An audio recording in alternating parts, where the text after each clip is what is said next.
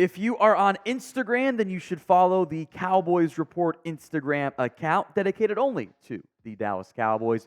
The goal is 1,000 followers by the start of the NFL Draft. Help us get there by following us at Cowboys Report IG. That link will be in the comments and the description of today's show.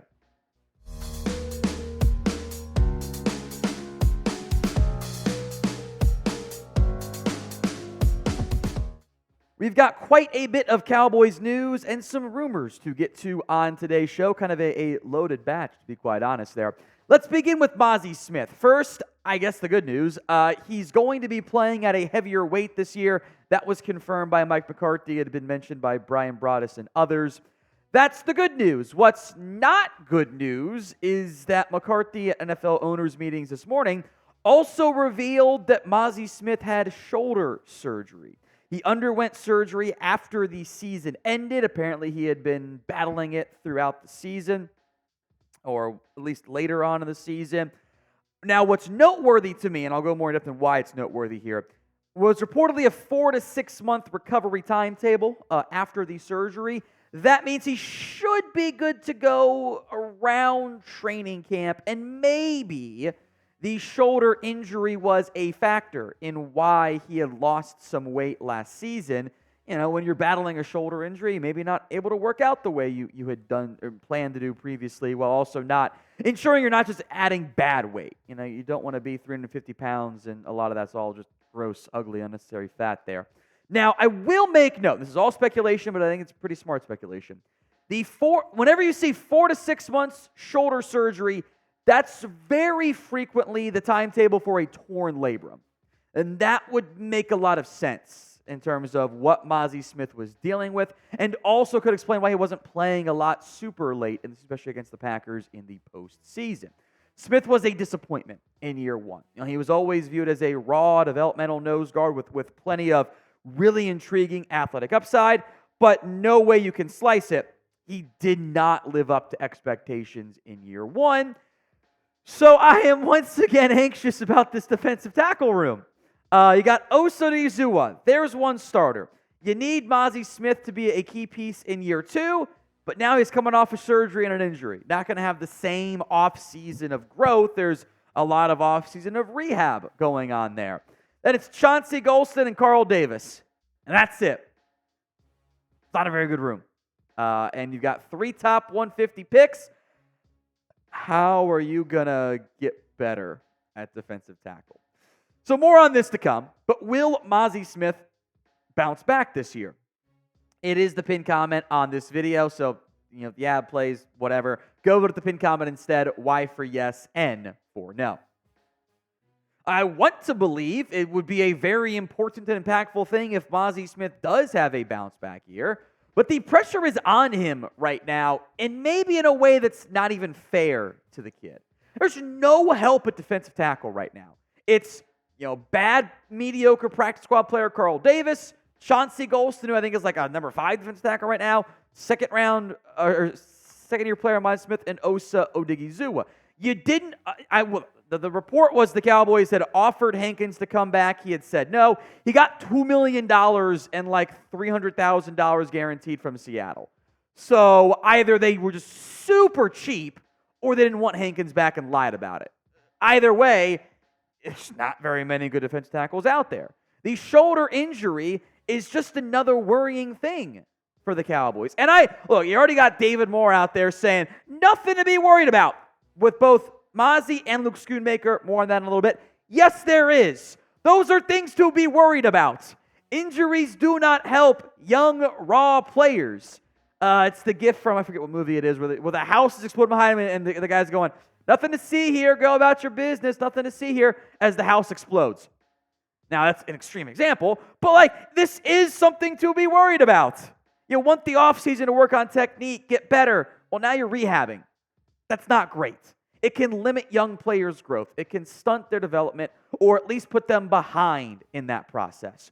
So yeah, it's not good when you've got 0 quality nose guards who are healthy on your roster. When you made a big fuss about wanting to stop the run, you've done nothing to actually get better at it. That's concerning up front. We'll get to Luke Schoonmaker here in a moment, but today's show is made possible by Prize Picks. Go to prizepicks.com/CLNS and use code CLNS for a first deposit match up to $100. You can have Prize Picks for the NBA, MLB, finally getting going here in just a few days. March Madness as well. More on that in a moment here. I always advise the flex play. More than or less than on 2 to 6 player stat projections. Got it. Go to the flex play if you do 3 or more, so that's fine. But if you get one wrong, you still come out on top. You're not, it's not all or nothing. So I always advise the flex play, and I'm doing the flex play on this one here for March Madness on Saturday, Sweet 16 round. Give me more than on the points for Baylor Shireman. Give me more than on the points, rebounds, and assists for Ryan Kalkbrenner for Creighton. I got Creighton going kind of far. I don't trust Rick Barnes. I think Creighton's going to bounce back on offense after kind of a weird game against Oregon.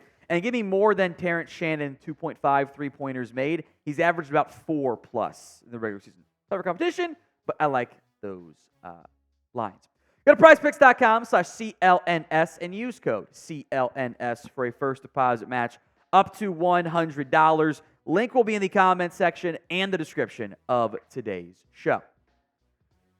Now, Luke Schoonmaker is also going to be battling injury.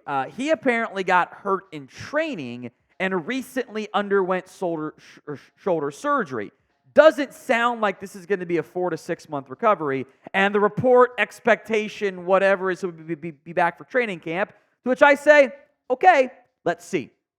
Because everyone always says, they would be back for training camp. Hendon Hooker, back for training camp, was on the NFI list until like after Thanksgiving. So yeah, I'm a bit anxious on that one right there.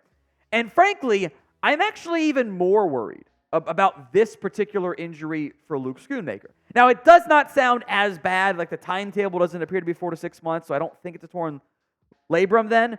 But this is not new for Luke Schoonmaker. He was an injured player, an injured old guy the Cowboys took in the second round of tight end. He spent 5 years of high school. He had a repeat a year because he had mono and then had a lacerated spleen, which ruptured when he came back. Had an AC joint sprain in his left shoulder in 2022, and then hurt his right shoulder in the CFP playoff or CFP semifinal against TCU. Had some other mixed-in injuries as well, like a right leg cost him his pro day. Wasn't able to finish it. So this is 3 shoulder injuries in less than 2 years for Luke Schoonmaker. That's not good. That is a troubling trend for a player who did not do much of anything in his first season. I thought was not nearly the caliber of blocker that he should have been, and it was a disappointment. And this one, even the Schoonmaker one, I have less optimism about because he's always going to be blocked by Jake Ferguson, right? He's always going to be limited to being a good tight end two for this team. That's like the upside scenario. I don't like that. This team has not gotten better in terms of their actual moves. They added Eric Kendricks. Cool.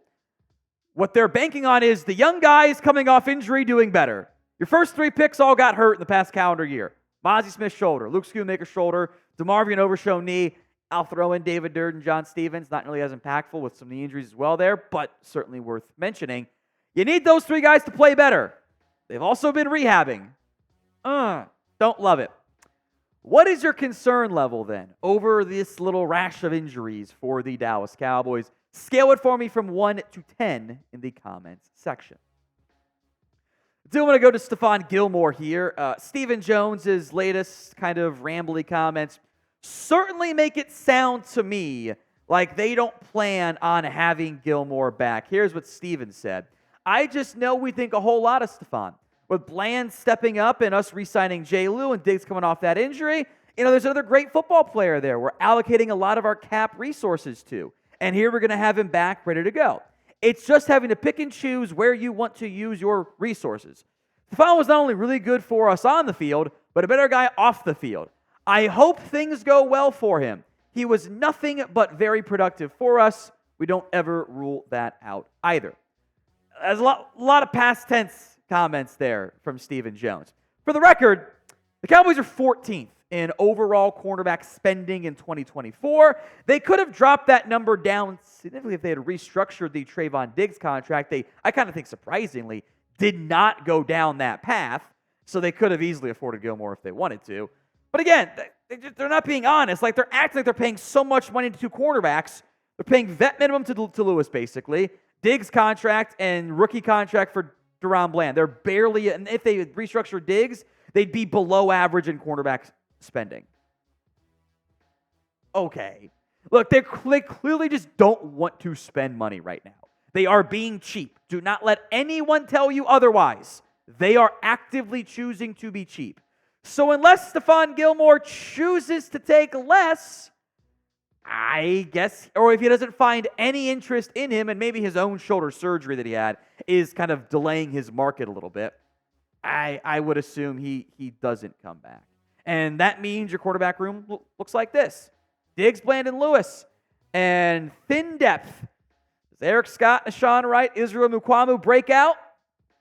Do they draft somebody? It's a good day 2 corner class. I love to take one.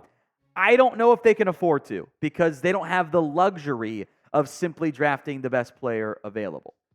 Gilmore, by the way, I thought was solid. I think, look, he's getting up there in age. I don't know how much he has left in the tank, maybe a year or two, but I do think he'd fit pretty well in a Mike Zimmer defense. So, is what it is. Will the Cowboys re-sign Stephon Gilmore? B for he's going to be back, or G for you think he's gone?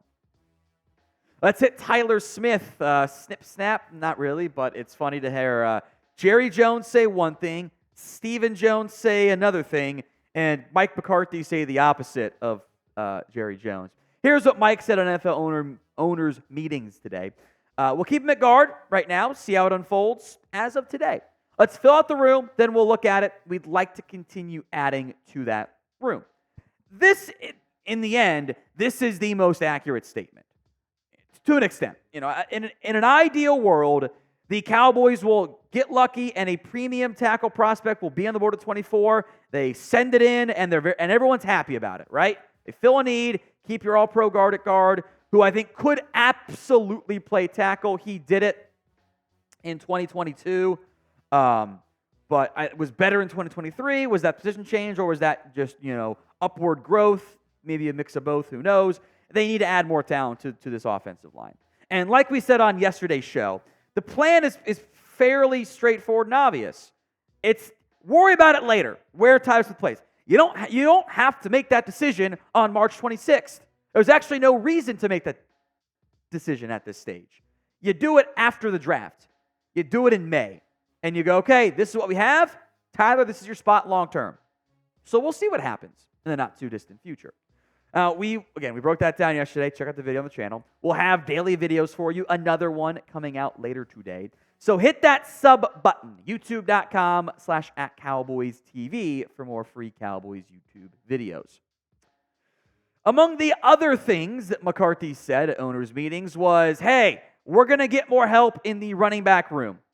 Well, duh. That should surprise truly nobody. I don't think any of us expect, or would be happy if the Cowboys entered, the season with this as their running back room. Rico Dowdle, Deuce Vaughn, Malik Davis, Hunter Lipke, Snoop Connor. Like they know that is not going to be their plan. What's worth figuring out here is how do they get more help? I think draft makes the most sense. Some names, not all of them that intrigue me, day 2, early day 3, Trey Benson, Jonathan Brooks, who we've talked about, Braylon Allen, Blake Corum, Bucky Irving, Will Shipley. I like Ray Davis. I wish you could give him the 4th. I don't know if he's going to be in the 5th for you. I'm a big Jalen Wright fan. I'm intrigued by Marshawn Lloyd. Some red flags, though, to be sure. Audric Estime could be your power back there. The draft makes more sense because the free agent market's not good.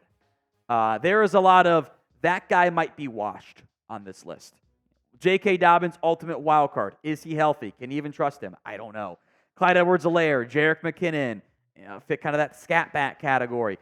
Zeke Elliott, Dalvin Cook, Kareem Hunt, Cordero Patterson, Latavius Murray, Cam Akers, all guys who, their stocks are down, and they might not ever recover at this point. Rashad Penny is kind of a flyer, but he didn't do anything for the Eagles last year, but he has some athletic ability. It's not a good room. That's why the Cowboys have glaring holes on the offensive line and running back and defensive tackle. Would not surprise anyone if those were their first 3 picks in some order come April.